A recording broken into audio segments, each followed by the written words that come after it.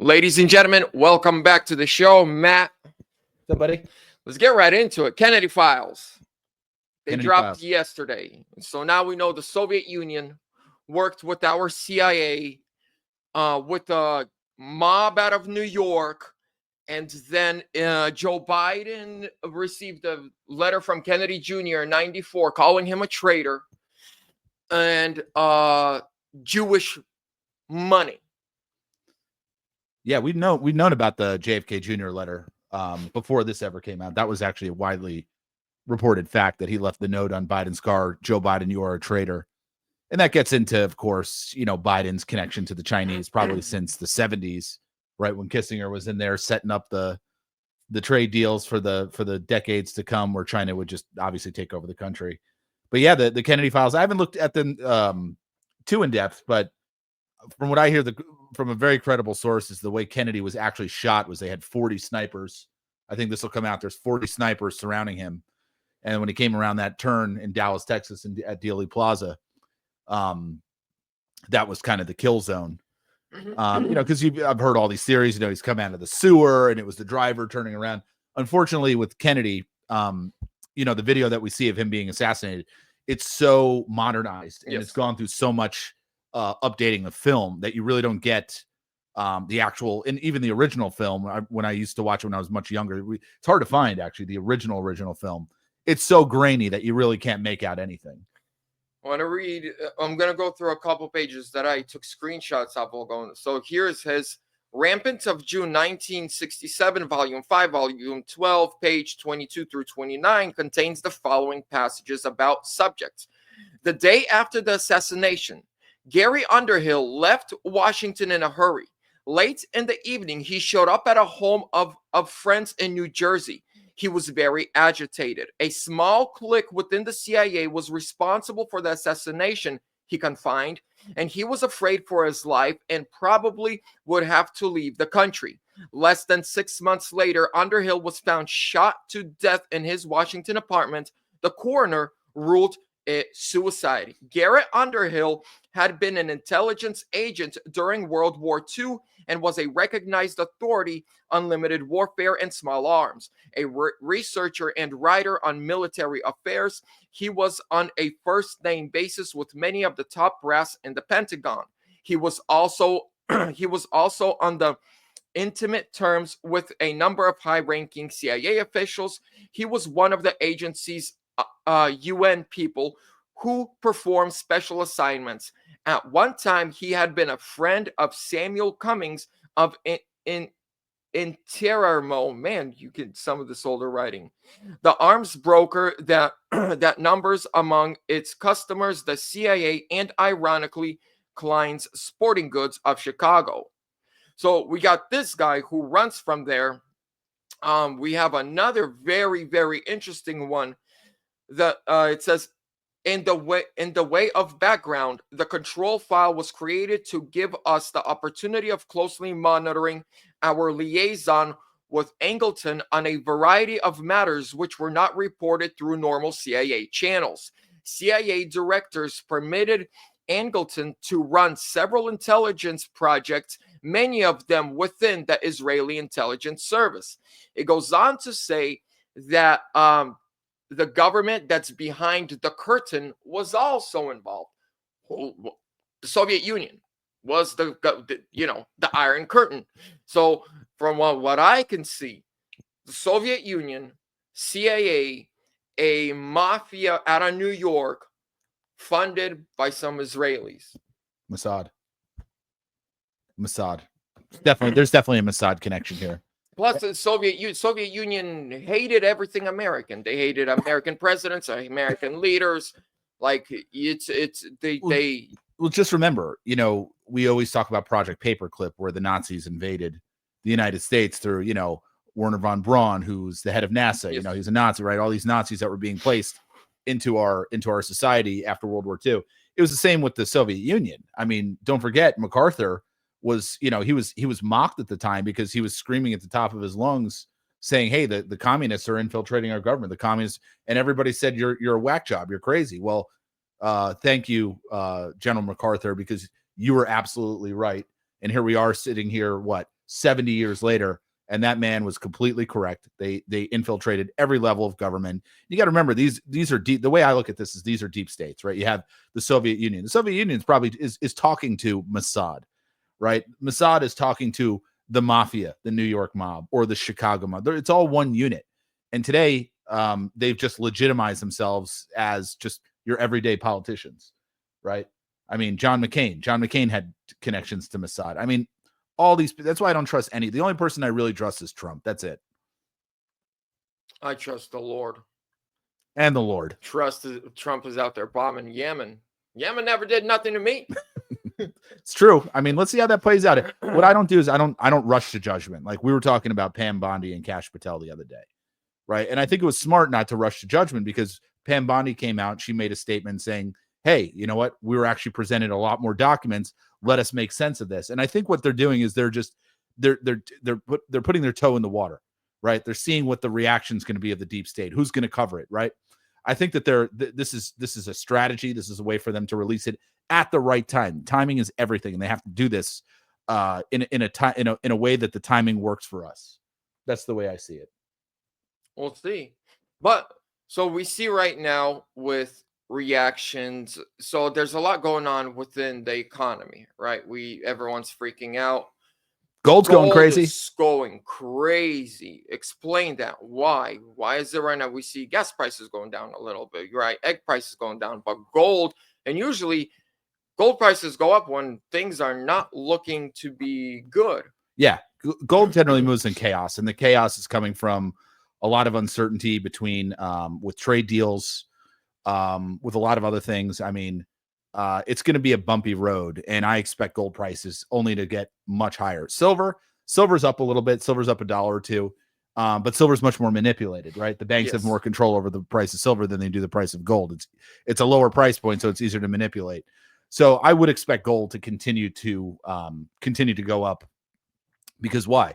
Because there's just going to be more chaos, whether that be trade deals or anything else. I mean, you know, the stuff in Yemen, you're going to probably see a lot more of these little skirmishes, these little outbreaks. I mean, what is Iran going to do? Is Iran going to retaliate? Are we going to have some maniac setting off a dirty bomb somewhere in some city? It's very possible. And I don't say it to scare people. I say it because the deep state is cornered. Trump has them on their backs. We have all the evidence, right? We have the Epstein file. What did the Epstein files tie into? Probably ties into a lot of other things. If we have the Epstein files, why does Pam Bondi need to say I didn't have everything? I think either she the way she clarified it was that she said more files became available. My guess is Vlad, they have everything. Okay, they're just telling us this. This is just a narrative that they want to create. Oh, there's just more information. I think that you don't want to necessarily release the Epstein files at this very moment. I think what you want to do is you want to let the deep state continue to dig their own grave, and then as they're trying to climb out of their own grave, you hit them with the Epstein files and many other things. I think it's about the timing of the release of these documents. If I'm a police officer, I'm going to play devil's advocate. Mm-hmm. If I'm a police officer and I know somebody trafficked kids, they've committed murder, they've toppled governments, they've ruined lives, they've robbed, they've stole. I don't need them to dig a bigger grave. I've got them. I can right now get them and they will be gone for decades. And Agreed. And let me tell you something. I totally see it from that sentiment too. And believe me, there's a part of me that's like, just get these guys, just arrest them. We have them dead to rights. What are we waiting for? Right? What we're waiting for, I think, is having such an airtight case that what you don't want to do is you don't want that trafficker or that robber or that toppler of governments. What you don't want them to do is get off in a court case on a technicality. You know, they didn't read me my Miranda rights or something, something stupid like that where they get off on a technicality, right? That's what you don't want. You want to have this case so open and shut that when you bring this stuff up in a court of law, that it's not even the case is it's out on the table. And if it requires a little bit more waiting and a little bit more pain, let me tell you something. Think of it like this. Think about how many years it's taking, how many decades, you could argue for hundreds of, if not thousands of years, this deep state's cabal, right? The cabal's existed since Egyptian times. We are taking down a monolithic cabal that has existed arguably for thousands of years. Okay, because it comes down to bloodlines, right? That's why these people think that they're so superior. It's because it's their bloodline. They think that you're subhuman to them. We're subhuman to these people.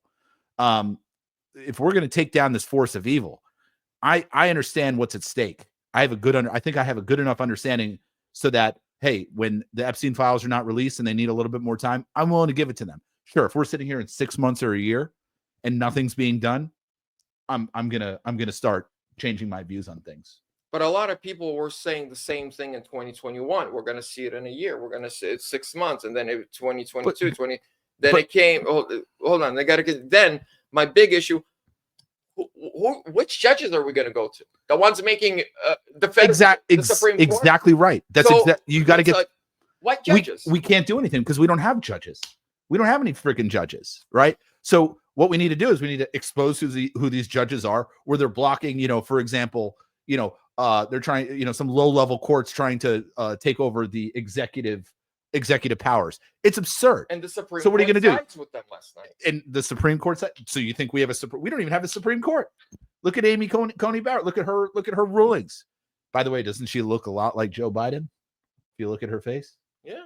She looks a lot like Joe Biden. My theory on her, and this is, hey, tinfoil hat time. I've heard, and I've got no proof of this, allegedly, that Amy Coney Barrett is actually the daughter of Joe Biden, the one that died in the car crash. And that would throw a whole new twist. And that would make sense because what does Trump do? Trump wants to put people in the spotlight, right? So that you see who they are. They're out there doing what they do. Oh, you had a bad ruling? Like, that's why I look at these rulings and I'm like, that's okay, because in the process, they're exposing themselves. I think, and this goes back to why I think there is a bigger plan, right? This is why I think there is the plan, is because I think all this stuff needs to happen. To wake people to F up, right? To get people to say, this is not America. This is the Soviet Union, right?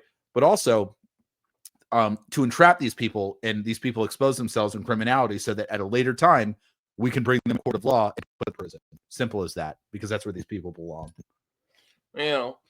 Like and where my stance is. If this happens, amazing. Have I, like, when it comes to conspiracy theories, there's like conspiracy theories, like most of them, 90% of them are not. You just got to find the corroborating evidence, kind of like with the Kennedy files, with there were always those leaks within the files. I mean, we'll see. I mean, what I heard about Martin Luther King? What I heard about Martin Luther King was he didn't die from the gunshot. He was fine from the gunshot, but in the hospital, Jesse Jackson allegedly put the pillow on his face. Jesse Jackson and Reverend Al Sharpton were involved in Martin Luther King's death, allegedly. That's what I've heard. That's the information that I'm getting. What do I know? I'm a gold and silver. You want gold and silver? Come to me. Okay. But as far as this stuff, I like to think that I've had some pretty good, reliable sources of information, and no one's ever right. No one's right about everything, but it'll be very interesting to see how the Kennedy stuff continues to play out, how it ties into Martin Luther King, how that ties into RFK, right? The assassination of RFK. It wasn't done by that Surrey guy. RFK Jr. visited him in prison. Is like, yeah, I know you didn't kill my dad. I know it wasn't you. So at the end of the day, like, it's misdirection built on top of misdirection on top of misdirection. And this is what I've always, and I've told you this for a long time, is we're all going to be relearning history one of these days. And I look forward to that. I want to know the real history of this country. It's going to be interesting. What is the oldest constitution in the world?